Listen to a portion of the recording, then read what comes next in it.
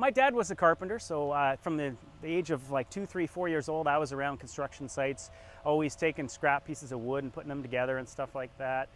So I always kind of was interested in art and kind of sculptural kind of things from the beginning. Took some drawing lessons as a kid, and then kind of left art for a while and went into business, had a restaurant, and then kind of realized that wasn't what I wanted to do. So I went back to what I wanted to do as a kid. I went to school when I was in my late 20s and went straight through, did my master's degree, and that enables me to teach up at the university in the art department. And I just get ideas that come into my head in terms of making objects and expressing myself, and it just seems to be a real natural fit to where I came from and to sort of let me exercise my creative side. And I wasn't sure what I was going to do.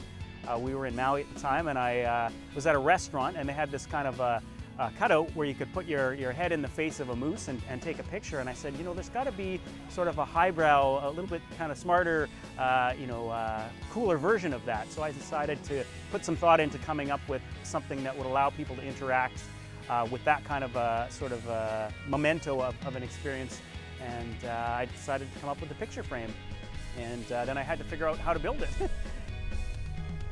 I could have built the frame inside the studio, but then I would have either had to cut the studio in half or cut the frame in half to get it out.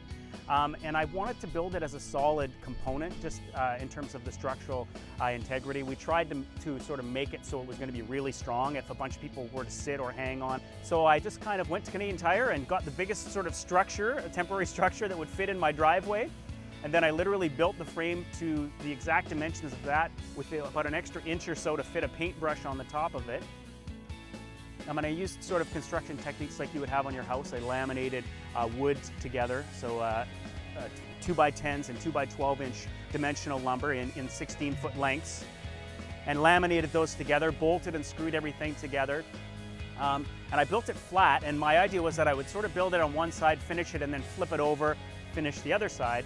But quickly I tried to flip it after about 2 layers, and it was already up to 400, 500, 600 pounds. So I had to get a crane in to actually come and turn it over to be able to work on the other side. I had my 8-year-old daughter helping me filling some of the nail holes and things like that, which she thought was great. And it took probably about 2.5 months in my driveway. To the answer to the question, is this art? You know, why is it art? I think it's definitely in the public vein. It's a public sculpture, public interactive piece. In my opinion, sort of half of the art is the structure and half of the art is the actual content that gets inserted into it. So when you put your folks in there to do a group shot or something like that, you're kind of activating the kind of frame, if you will, of the actual concept of the artwork, and you're kind of bringing it to life. And also just the way that our experience and kind of the notion that we want to sort of capture something. You know, we go to these places on vacation and we want a postcard, or we want our own snapshot of us standing in front of, you know, the Vegreville egg or whatever it is, right? So that we can kind of make an index that we were there, that we had an experience of that place. So that was a little bit of what was behind the concept as well.